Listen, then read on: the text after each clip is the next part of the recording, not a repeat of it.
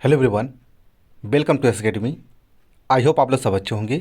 आज इस वीडियो में डिस्कस करने वाले हैं भारत के प्रधानमंत्री से संबंधित अक्सर पूछे जाने वाले प्रश्न। ये प्रश्न हर एग्जाम की दृष्टि से बहुत ही महत्वपूर्ण है। हर एग्जाम में 1 या 2 नंबर को देखने को मिलते हैं। आप लोग वीडियो को शुरू से अंत तक जरूर देखिएगा। तो चलिए बिना देर के वीडियो को शुरू करते हैं। उससे पहले आप लोग चैनल पर पहली बार विजिट किए हैं तो चैनल को जरूर सब्सक्राइब कर लीजिएगा और बेल आइकन को ऑन कर लीजिएगा, क्योंकि जब भी लेटेस्ट वीडियो अपलोड हो तो आपको नोटिफिकेशन मिल जाए। तो चलिए आज का पहला क्वेश्चन देखते हैं। उससे पहले आप लोगों से एक क्वेश्चन पूछते हैं। ये हिंदी का क्वेश्चन है, यानी हिंदी का प्रश्न है। इसका आंसर सभी लोगों को कमेंट बॉक्स में बताना है। क्वेश्चन क्या है, ध्यान से सुनिएगा। चंद्रमा का पर्यायवाची क्या होगा? आप लोग के सामने ऑप्शन है दिवाकर, निशि, मार्तंड या शशि। इसका आंसर सभी लोग को कमेंट बॉक्स में लिखना है। तो चलिए आज का पहला क्वेश्चन देख लेते हैं। पहला सवाल है, भारत का प्रधानमंत्री, आप लोग सामने ऑप्शन क्या होगा? सत्ता दल का अध्यक्ष हो सकता है। ध्यान दीजिएगा, ऑप्शन ए आप लोग का राइट आंसर होगा। ठीक है, सत्ता दल का अध्यक्ष हो सकता है। भारत का प्रधानमंत्री हमेशा सत्ता दल का अध्यक्ष नहीं हो सकता है। सत्ता दल का अध्यक्ष नहीं हो सकता है, इनमें से कोई नहीं। ऑप्शन ए आप लोग का राइट आंसर होगा। सत्ता दल का अध्यक्ष हो सकता है। भारत का प्रधानमंत्री जो है सत्ता दल का अध्यक्ष होता है, यानी नेता हो सकता है। अगला सवाल है, प्रधानमंत्री कौन बनता है? कौन बनता है? लोकसभा में बहुमत दल का नेता जो होता है, यानी सबको जो लोकसभा में सबसे ज़्यादा जिसको बहुमत मिलती है वही भारत का प्रधानमंत्री बनता है। यानी ऑप्शन ए आप लोग का राइट आंसर हो जाएगा। क्या होगा? Option first. ठीक है, चलिए अगला सवाल है, प्रधानमंत्री बनने की न्यूनतम आयु क्या है? आई होप सभी लोग को पता होगा। इसका राइट आंसर होगा 25 वर्ष। क्या होगा? 25 वर्ष, यानी ऑप्शन बी आप लोग का राइट आंसर होगा। साथ ही साथ आप लोग बता दूं, यदि आप लोग एस अकेडमी के सोशल मीडिया प्लेटफॉर्म को नहीं फॉलो किए तो आप लोग फॉलो कर लीजिए। चाहे फेसबुक पेज हो, चाहे इंस्टाग्राम, चाहे टेलीग्राम, तीनों की लिंक आपको इसी वीडियो के नीचे प्रोवाइड करवा दी जाएगी। फटाफट फॉलो कर लीजिएगा। अगला सवाल है, संसदीय शासन प्रणाली में वास्तविक कार्यपालिका शक्ति किसके पास होती है? किसके पास होती है? ये प्रधानमंत्री के पास होती है।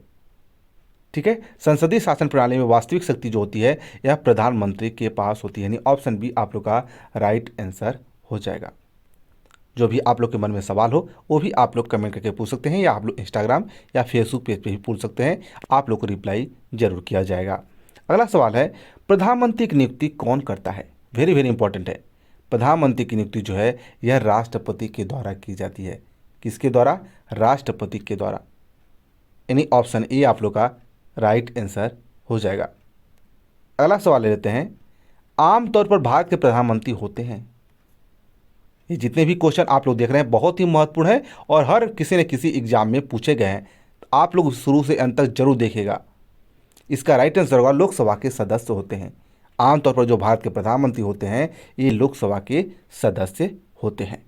चलिए अगला सवाल ले लेते हैं। अगला सवाल है सवाल नंबर 7, संसदीय तंत्र में वह व्यक्ति प्रधानमंत्री चुना जाता है तो निम्न का नेता होता है।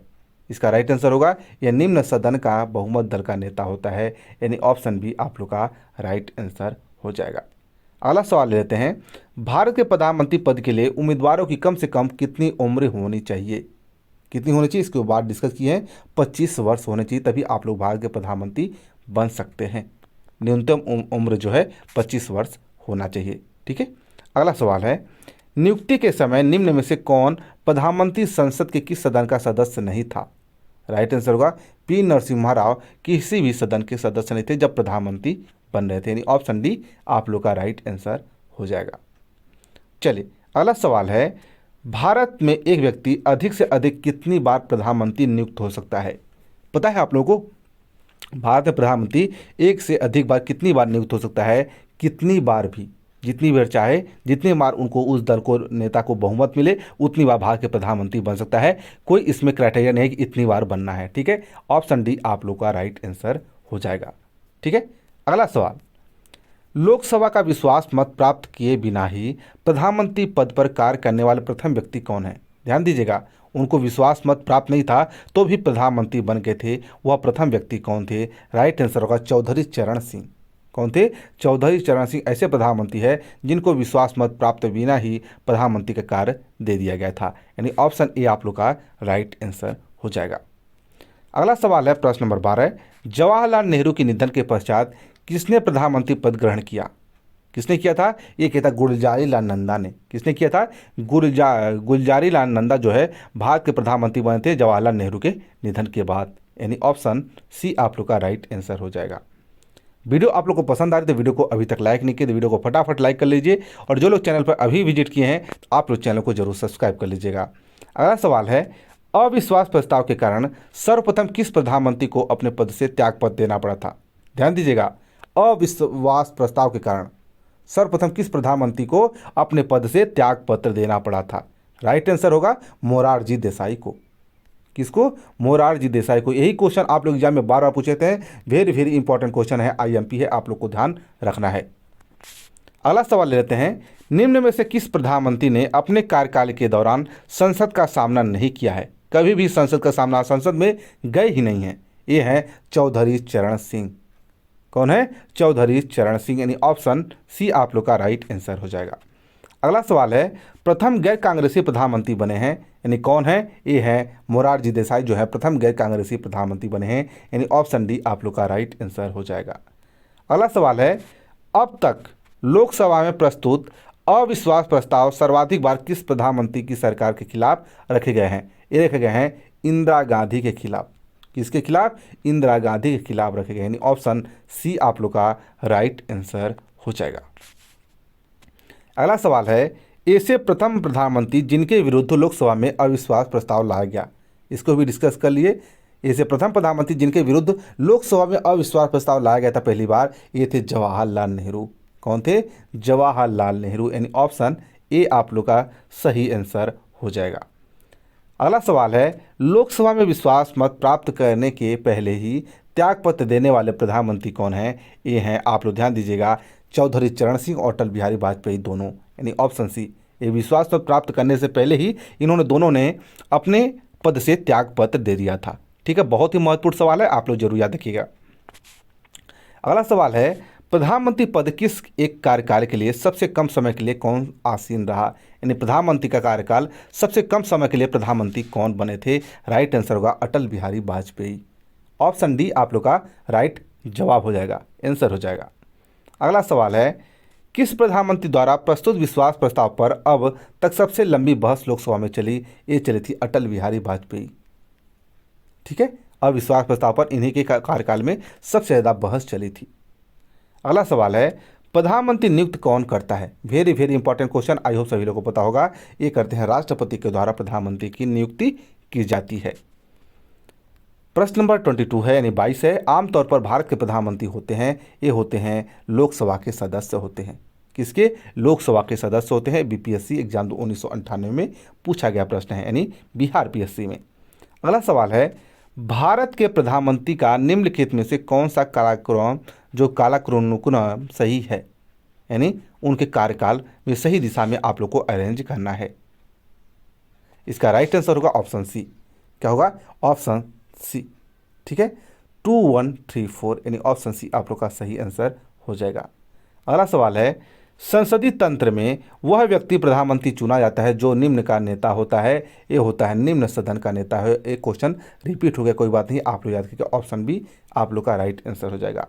अगला सवाल है, मंत्रिमंडल संघीय बैठक की अध्यक्षता कौन करता है? ध्यान दीजिएगा, ये भी बहुत ही महत्वपूर्ण क्वेश्चन है। मंत्रिमंडल जो संघ की बैठक तो होती है, उसकी अध्यक्षता किसके द्वारा की जाती है? यह प्रधानमंत्री के द्वारा की जाती है। किसके द्वारा?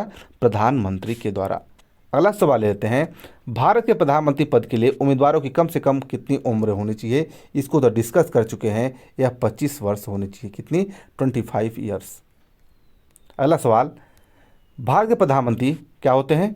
किसके द्वारा चुने जाते हैं? लोकसभा में बहुमत दल के नेता होते हैं। लोकसभा के बहुमत दल के नेता होते हैं, उन्हीं को प्रधानमंत्री चुना जाता है, यानी ऑप्शन सी आप लोग का राइट आंसर होगा। अगला सवाल है, प्रधानमंत्री कौन बनता है? प्रधानमंत्री लोकसभा के बहुमत दल के नेता बनते हैं। यानी इसमें आप लोग से क्वेश्चन इसलिए ऐसा पूछ जा रहा है कि किस टाइप के आप लोग एग्जाम में क्वेश्चन पूछे जाते हैं। एक क्वेश्चन को 4-5 बार किस टाइप से पूछा जा सकता है, इसमें डिस्कस किया गया है। अगला सवाल है, यदि भारत के प्रधानमंत्री संसद के उच्च सदन के सदस्य हैं तो क्या होगा? वे अविश्वास प्रस्ताव की स्थिति में अपने पक्ष में वोट नहीं दे सकते हैं। ध्यान दीजिएगा, यदि भारत के प्रधानमंत्री संसद के उच्च सदन के सदस्य हैं तो अविश्वास प्रस्ताव में अपने पक्ष में वोट नहीं दे सकते हैं। यदि निम्न सदन में होते तो वो वोट दे सकते हैं। ठीक है, अगला सवाल है, किस प्रधानमंत्री ने एक बार पद से हटने के पश्चात दोबारा पद संभाला था? राइट आंसर होगा इंदिरा गांधी ने। किसने? इंदिरा गांधी ने। अगला सवाल है, कांग्रेस आई द्वारा समर्थन वापस लिए जाने के कारण त्यागपत्र देना पड़ा था। ये था उपयुक्त सभी को, चौधरी चरण सिंह को, के चंद्रशेखर को एक बार, और एच डी देवगौड़ा को भी देना पड़ा था। यानी ऑप्शन डी आप लोग का राइट आंसर होगा, कांग्रेस आई के द्वारा समर्थन लेने के बाद। अगला सवाल है, वह प्रधानमंत्री कौन थे जिन्होंने संसद सत्र में उपस्थित हुए बिना त्यागपत्र दे दिया था? ये थे चौधरी चरण सिंह। कौन थे? चौधरी चरण सिंह। संसद का मुंह ही नहीं देखा था। अगला सवाल, संसदीय शासन प्रणाली में वास्तविक कार्यपालिका शक्ति किसके पास होती है? एमपीपीएससी एग्जाम 2016-6 में एग्जाम में पूछा गया था। राइट आंसर होगा प्रधानमंत्री। कौन होगा? प्रधानमंत्री। अगला सवाल, किस दल ने 2 वर्ष के समय में 2 प्रधानमंत्री दिए हैं? ये हैं जनता पार्टी। कौन दिए हैं? जनता पार्टी, यानी ऑप्शन बी। अगला सवाल है, निम्नलिखित में से भारत के कौन से प्रधानमंत्री अविश्वास मत में पराजित हुए हैं? ये हुए हैं ऑप्शन बी, यानी 2, 3, 4, यानी विश्वास प्रताप सिंह, एच डी देवगौड़ा और अटल बिहारी वाजपेयी। ठीक है, ऑप्शन बी आप लोग का राइट आंसर हो जाएगा। अगला सवाल है, यदि भारत के प्रधानमंत्री राज्यसभा के सदस्य हैं तो क्या होगा? राइट आंसर होगा, अविश्वास प्रस्ताव की उपस्थिति में वो अपने पक्ष में मत नहीं दे सकते हैं। यानी उच्च सदन के सदस्य हैं तो वो अपने पक्ष में वोट नहीं दे सकते हैं। यदि वही लोकसभा के सदस्य होते हैं तो अपने पक्ष में वोट दे सकते हैं, यानी निम्न सदन के सदस्य होते हैं तो।